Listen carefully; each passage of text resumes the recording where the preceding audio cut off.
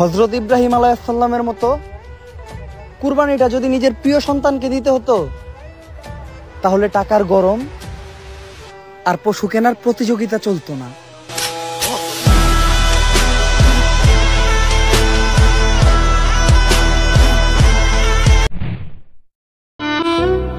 একা বাঁচতে শিখো, কেউ সারা জীবন পাশে থাকে না।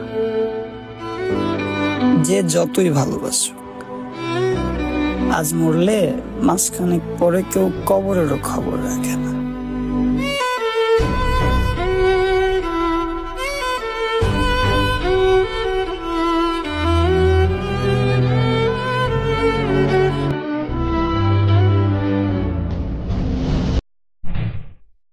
তোর স্মৃতিগুলো আমাকে পাগল করে দিতেছে, তোর ওয়াদা তোর কথাগুলো আমাকে পাগল করে দিতেছে। দিন তো কেটে যায় এমনি এমনি, কিন্তু রাতগুলো আমাকে পাগল করে দিতেছে।